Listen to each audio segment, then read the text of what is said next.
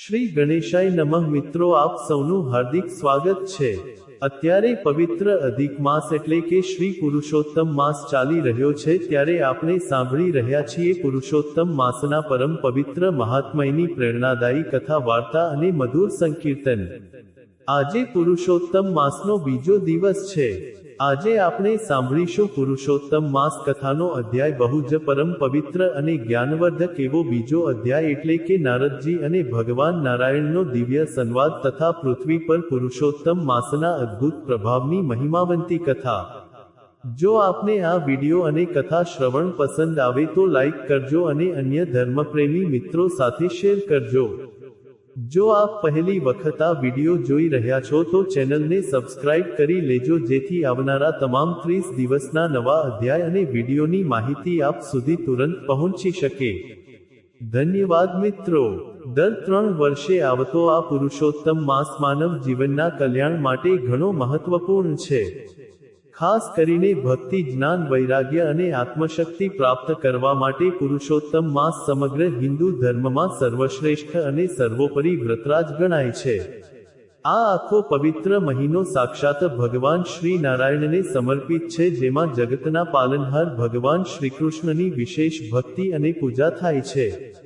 સ્વયં પુરુષોત્તમ ભગવાનનું વચન છે કે જે મનુષ્ય વિધિ અનુસાર શુદ્ધ અંતઃકરણથી અને પૂર્ણ આદરથી આ માસનું સેવન કરે છે, કથા વાર્તા સાંભળે છે, તે પોતાના આખા કુળનો ઉદ્ધાર કરીને અંતે અવશ્ય મોક્ષ પ્રાપ્ત કરે છે। તે ભાગ્યશાળી મનુષ્ય પૃથ્વી પર તમામ ભૌતિક સુખ, સમૃદ્ધિ અને સર્વે મનોકામના પૂર્ણ કરીને અંતે પરમધામ વૈકુંઠને પ્રાપ્ત કરે છે। પુરુષોત્તમ માસમાં નિત્ય વહેલી સવારે સૂર્યોદય પહેલા બ્રાહ્મ મુહૂર્તમાં ઉઠીને પવિત્ર નદી કે સરોવરમાં સ્નાન કરીને તલની તિલાંજલિ આપીને સૂર્યનારાયણ દેવને તાંબાના પાત્રમાંથી અર્ઘ્ય દેવાય છે। સાક્ષાત સૂર્યનારાયણ દેવ, જે ભગવાન નારાયણનું જ પ્રત્યક્ષ સાકાર સ્વરૂપ મનાય છે, તેમની આ દિવસોમાં વિધિવત પૂજા થાય છે અને પિતૃઓને તૃપ્ત કરવા માટે તર્પણ પણ કરાય છે। શાસ્ત્રો અને પુરાણોમાં સ્પષ્ટ કહેવાય છે કે આ માસમાં જે કંઈ પણ આપણે નાનું મોટું દાન પુણ્ય કરીએ છીએ, પાઠ પૂજા, વ્રત, ઉપવાસ કે જપ કરીએ છીએ, તેનું સામાન્ય દિવસો કરતાં 1000 ગણું પુણ્ય ફળ પ્રાપ્ત થાય છે। એટલા માટે જ તો આ માસને અધિક માસ કહેવાય છે, કારણ કે અહીં જીવને અધિકથી અધિક કૃપા પ્રાપ્ત થાય છે। આજે આપણે સાંભળશું પુરુષોત્તમ માસના બીજા દિવસના મહાત્મયની મુખ્ય કથા, એટલે કે નારદ અને નારાયણના પવિત્ર મિલનની કથા। બોલો પુરુષોત્તમ ભગવાનની જય। સુતજી નૈમિષારણ્યના 88,000 ઋષિઓને કહે છે કે હે મુનિઓ, હવે તમે એકચિત્તે બીજા અધ્યાયની દિવ્ય અને જ્ઞાનસભર કથા સાંભળો। એક સમયે ત્રિલોકના ભ્રમણ કરનારા, હરિ ગુણ ગાનારા પરમ ભક્ત દેવર્ષિ નારદજી પૃથ્વી લોક પર પધાર્યા। પૃથ્વી પર આવીને નારદજીએ જોયું કે ચારેય તરફ ઘોર કળિયુગનો પ્રભાવ વધી રહ્યો હતો। પૃથ્વી પર ધર્મનું નામ નિશાન નહોતું બચ્યું। લોકો સત્યનો ત્યાગ કરી અસત્યના માર્ગે ચાલી રહ્યા હતા। પુત્રો માતા પિતાનું અપમાન કરી રહ્યા હતા। સ્ત્રીઓ પતિવ્રતા ધર્મ ભૂલી રહી હતી। રાજાઓ પ્રજાનું લોહી ચૂસી રહ્યા હતા અને ચારેય તરફ ક્રોધ, લોભ, લાલચ, હિંસા અને પાપનો અંધકાર છવાયેલો હતો। મનુષ્યો તુચ્છ ભૌતિક સુખો માટે એકબીજાના જીવ લઈ રહ્યા હતા અને રોગો તથા દુઃખથી પીડાઈને વ્યાકુળ થઈ રડતા હતા।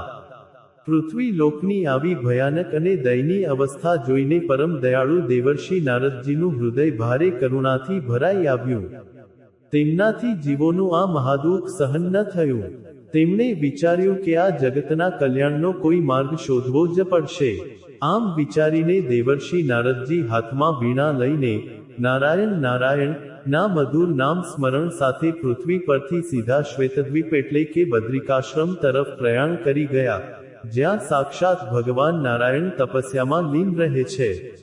બદ્રિકાશ્રમ પહોંચીને નારદજીએ જોયું કે જગતના પાલનહાર, સૃષ્ટિના રક્ષક સાક્ષાત ભગવાન નારાયણ ગંભીર તપસ્યામાં બેઠા હતા। તેમના ચહેરા પર કરોડો સૂર્ય સમાન તેજ ઝળહળી રહ્યું હતું। નારદજીએ જઈને ભગવાન નારાયણના શ્રી ચરણોમાં સાષ્ટાંગ પ્રણામ કર્યા અને હાથ જોડીને પ્રભુની દિવ્ય સ્તુતિ કરવા લાગ્યા। નારદજીની પ્રેમભરી વાણી અને સ્તુતિ સાંભળીને ભગવાન નારાયણે પોતાની કમળ સમાન આંખો ખોલી. સામે પોતાના પરમ ભક્ત નારદને જોઈને પ્રભુના ચહેરા પર મધુર હાસ્ય રેલાયું. ભગવાને આદરપૂર્વક નારદજીને આસન આપ્યું અને પૂછ્યું કે હે દેવર્ષિ, આપ તો ત્રિલોકના સ્વામી છો, સદાય હરિ ભક્તિમાં મગ્ન રહો છો. આજે આપના ચહેરા પર આવી ચિંતા અને કરુણા કેમ દેખાય છે? આપ કયા હેતુથી શ્વેતદ્વીપ પધાર્યા છો તે મને વિસ્તારપૂર્વક જણાવો. ત્યારે દેવર્ષિ નારદજીએ ગદગદ કંઠે પ્રભુને કહ્યું કે હે દીનદયાળ, હે પ્રભુ, હું હમણાં જ પૃથ્વી લોક ભ્રમણ કરીને આવી રહ્યો છું. પૃથ્વી પર મેં જે દ્રશ્યો જોયા છે તેનાથી મારું હૃદય કાંપી ઉઠ્યું છે. કળિયુગના પ્રભાવથી ત્યાં ધર્મનો નાશ થઈ ગયો છે. જીવો અનેક પ્રકારના માનસિક કષ્ટો, રોગો, ગરીબાઈ અને પાપોથી ઘેરાયેલા છે અને અનાથની જેમ રડી રહ્યા છે. કળિયુગમાં મનુષ્યો એટલા પાપી અને અલ્પબુદ્ધિ થઈ ગયા છે કે તેઓ ઈચ્છવા છતાં પણ કોઈ કઠિન યજ્ઞ, દાન, તપ કે લાંબા વ્રતો કરી શકતા નથી. હે પ્રભુ, આપ તો કરુણાના સાગર છો, શરણાગત વત્સલ છો. કૃપા કરીને મને કોઈ એવો ગુપ્ત અને પરમ પવિત્ર માર્ગ બતાવો જેનાથી કળિયુગના આ પામર અને પાપી જીવોનો પણ તુરંત ઉદ્ધાર થઈ જાય અને તેમને પૃથ્વી પર સુખ મળી અંતે વૈકુંઠ ધામ મળે. નારદજીના મુખેથી જગત કલ્યાણના આવા સુંદર વચનો સાંભળીને ભગવાન નારાયણ અત્યંત પ્રસન્ન થયા. ભગવાને નારદજીને સંબોધીને કહ્યું કે હે દેવર્ષિ, આપની આ કરુણા જગત માટે વરદાન સાબિત થશે. સાંભળો, જે વ્રત સર્વશ્રેષ્ઠ છે અને જે મનુષ્યના કરોડો જન્મોના પાપોને એક જ ક્ષણમાં ભસ્મ કરી નાખે છે તે છે શ્રી પુરુષોત્તમ માસનું પરમ પવિત્ર વ્રત. જ્યારે પૃથ્વી પર સૂર્યની સંક્રાંતિ વગરનો મહિનો આવે છે જેને લોકો અશુભ ગણી મલમાસ કહે છે, તે જ માસ સ્વયં મારા વરદાનથી પુરુષોત્તમ માસ બન્યો છે.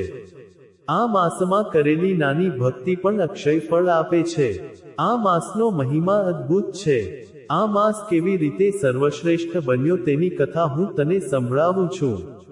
આમ કહી ભગવાન નારાયણે નારદજી સમક્ષ પુરુષોત્તમ માસના રહસ્યનો પ્રારંભ કર્યો. શ્રી બૃહદ નારદીય પુરાણના પુરુષોત્તમ મહાત્મયનો નારદ નારાયણ સંવાદ નામનો બીજો અધ્યાય સંપૂર્ણ થાય છે. બોલો પુરુષોત્તમ ભગવાનની જય. હવે આપણે સાંભળીએ પુરુષોત્તમ માસના બીજા દિવસની પરમ પવિત્ર, રહસ્યમય અને જ્ઞાનવર્ધક વાર્તા એટલે કે સદાચારી ધનંજય વૈશ્યની કથા. બોલો ભગવાન શ્રીકૃષ્ણની જય. પ્રાચીન કાળમાં સૌરાષ્ટ્ર દેશમાં ધનંજય નામનો એક મોટો વૈશ્ય એટલે કે વ્યાપારી રહેતો હતો. તે વ્યાપારમાં અત્યંત હોશિયાર, ધનવાન અને ચતુર હતો. પરંતુ ધનની અતિશય લાલચના કારણે તે મનનો ભારે લોભી હતો. તે દિવસ રાત માત્ર ધન કમાવવાની ચિંતામાં જ ડૂબેલો રહેતો. વ્યાપારમાં વધુ નફો મેળવવા માટે તે ઘણીવાર અસત્ય બોલતો, ગ્રાહકોને છેતરતો અને ખોટા તોલમાપ કરતો. ધનંજય પાસે એટલી બધી માયા હતી કે 7 પેઢી બેસીને ખાય તો પણ ખૂટે તેમ નહોતી, પરંતુ લોભના કારણે તેના ઘરમાં ક્યારેય કોઈ ધર્મનું કાર્ય થતું નહીં. તેના ઘેર જો કોઈ સાધુ, સંત કે ગરીબ ભિક્ષુક આવી જાય તો તે તેને એક અન્નનો દાણો પણ આપતો નહીં અને અપમાન કરી ઘરના આંગણેથી કાઢી મૂકતો. તેની પત્નીનું નામ સુલક્ષણા હતું. સુલક્ષણા સ્વભાવે અત્યંત દયાળુ, ધાર્મિક અને પવિત્ર સ્ત્રી હતી. તે નિત્ય પ્રભુની પૂજા કરતી અને પતિના આવા પાપકર્મો જોઈને અંદરથી બહુ ડરતી હતી. તે અવારનવાર ધનંજયને હાથ જોડીને સમજાવતી કે હે નાથ, આ અનિતિનું ધન અને લોભ આપણને ક્યારેય સુખ નહીં આપે.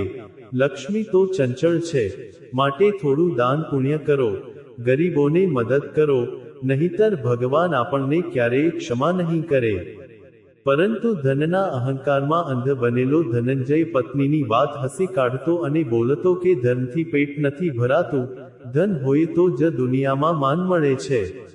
સમય વીતતો ગયો અને ધનંજયના પાપનો ઘડો ભરાઈ ગયો. એક વર્ષે દેશમાં ઘોર દુકાળ પડ્યો.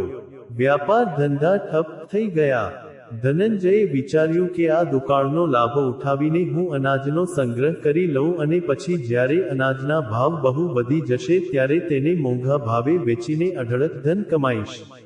તેણે આખા નગરમાંથી બધું જ અનાજ સસ્તા ભાવે ખરીદીને પોતાના મોટા ગોડાઉનોમાં સંતાડી દીધું. નગરમાં અન્નની ત્રાહિમામ પોકારી ગઈ. ગરીબ લોકો, નાના બાળકો ભૂખથી તડપીને મરવા લાગ્યા. લોકો ધનંજયના દ્વારે આવીને રડતા હતા કે હે શેઠ, અમને થોડું અનાજ આપો, અમારા બાળકો મરી જશે, અમે તમને પૈસા આપીશું.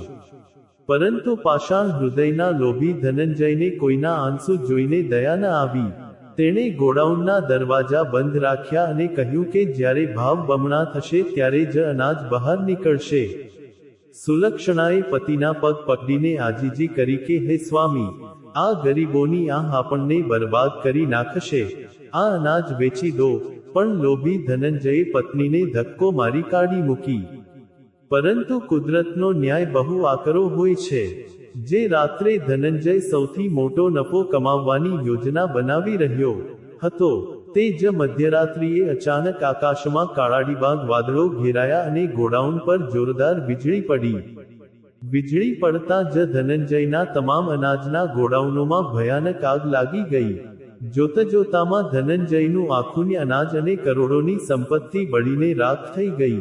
ધનંજય દોડતો ત્યાં પહોંચ્યો, પણ આગ એટલી ભયાનક હતી કે કશું બચાવી શકાયું નહીં. આટલો મોટો આઘાત લોભી ધનંજય સહન ન કરી શક્યો અને તે ત્યાં જ છાતી પકડીને જમીન પર ઢળી પડ્યો. તેને લકવો મારી ગયો. હવે ધનંજય પથારીવશ થઈ ગયો હતો. તે બોલી પણ શકતો નહોતો. જે ધન માટે તેણે આખી જિંદગી પાપ કર્યા, તે ધન પણ ગયું અને શરીર પણ ગયું.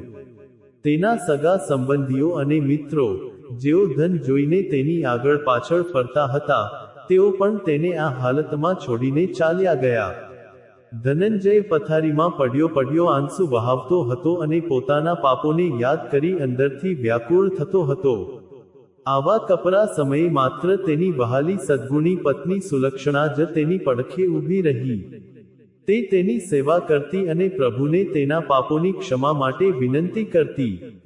સંજોગોવશાત તે જ સમયે પરમ પવિત્ર પુરુષોત્તમ માસ આવ્યો.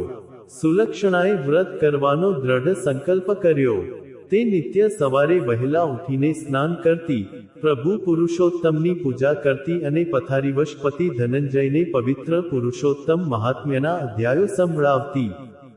ધનંજય હલનચલન કરી શકતો નહોતો, પણ તે પત્નીના મુખેથી આ દિવ્ય કથા બહુ જ શ્રદ્ધા અને એકાગ્રતાથી સાંભળતો હતો.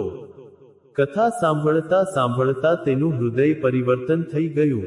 તેનો લોભ અને અહંકાર ઓગળી ગયા અને તેની આંખોમાંથી પસ્તાવાના આંસુ વહેવા લાગ્યા.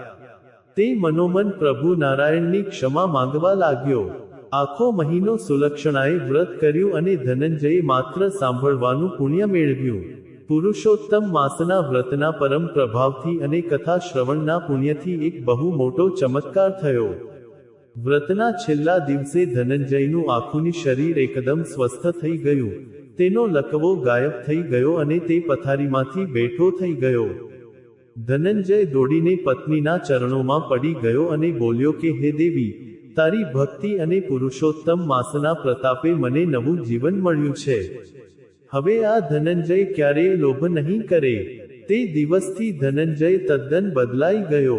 તેણે પોતાની બાકી બચેલી જમીન ગરીબોમાં વહેંચી દીધી, અન્નક્ષેત્રો શરૂ કર્યા અને નિત્ય પ્રભુ ભક્તિમાં લીન રહેવા લાગ્યો. જીવનના અંત સમયે ભગવાન પુરુષોત્તમ સાક્ષાત પ્રગટ થયા અને બંને પતિ પત્નીને દિવ્ય વિમાનમાં બેસાડીને સદેહે પરમધામ વૈકુંઠમાં લઈ ગયા.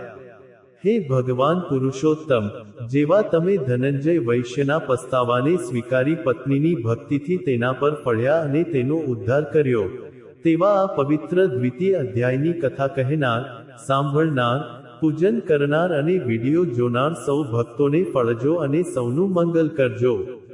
બોલો પુરુષોત્તમ ભગવાનની જય. તો વહાલા ધર્મપ્રેમી મિત્રો, આપણે સાંભળ્યું પુરુષોત્તમ માસના બીજા પવિત્ર દિવસના મહાત્મયની અતિ દીર્ઘ અને મહિમાવંતી કથા તથા તેની શ્રેષ્ઠ બોધ આપનારી લોકવાર્તા. મને પૂર્ણ શ્રદ્ધા અને આશા છે કે આપને આ સુંદર વિડિયો જરૂરથી પસંદ આવ્યો હશે.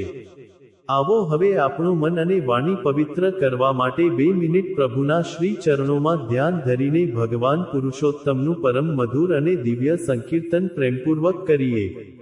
બોલો પૂર્ણ પુરુષોત્તમ ભગવાનની જય. હે કરુણાના કરનારા, તારી કરુણાનો કોઈ પાર નથી. હે સંકટના હરનારા, તારી કરુણાનો કોઈ પાર નથી. મારા પાપ ભર્યા છે એવા હું તો ભૂલ્યો કરવી તારી સેવા. મારી ભૂલોના ભૂલનારા, તારી કરુણાનો કોઈ પાર નથી. હે પરમ કૃપાલુ વહાલા, મેં તો પીધા જગતમાં વિષના યાલા. એ વિષને અમૃત કરનારા, તારી કરુણાનો કોઈ પાર નથી. હું તો અંતરમાં થઈ રાજી, નિત્ય ખેલ્યો હું અવળી પાજી. એ અવળીને સવળી કરનારા, તારી કરુણાનો કોઈ પાર નથી. મને જડતો નથી સંસારમાં કિનારો, મારો ક્યાંથી આવે આ નૈયાનો આરો. મારા સાચા ખેવનહારા, તારી કરુણાનો કોઈ પાર નથી. ભલે છોરું કચોરું થાય પણ તું તો સાચો માવતર કહેવાય. મીઠી છાયાના દેનારા, તારી કરુણાનો કોઈ પાર નથી. છે ભક્તનું દિલ આજે ઉદાસી, તારા ચરણે લેજે મને અવિનાશી. રાધાના દિલ હરનારા, તારી કરુણાનો કોઈ પાર નથી. હે કરુણાના કરનારા, તારી કરુણાનો કોઈ પાર નથી. હે સંકટના હરનારા, તારી કરુણાનો કોઈ પાર નથી. બોલો પુરુષોત્તમ ભગવાનની જય. શ્રી રાધા કૃષ્ણ ચંદ્ર દેવની જય. મિત્રો, મને આટલી શાંતિ અને ભક્તિભાવથી સાંભળવા માટે આપ સૌ શ્રોતાઓનો ખૂબ ખૂબ ધન્યવાદ. આવતીકાલે આપણે પુરુષોત્તમ માસના 3જા અધ્યાયની દિવ્ય કથા સાથે ફરી મળીશું. ત્યાં સુધી પ્રભુ ભક્તિમાં લીન રહો. આપ સૌ ભક્તોને મારા હૃદયપૂર્વકના જય શ્રી કૃષ્ણ.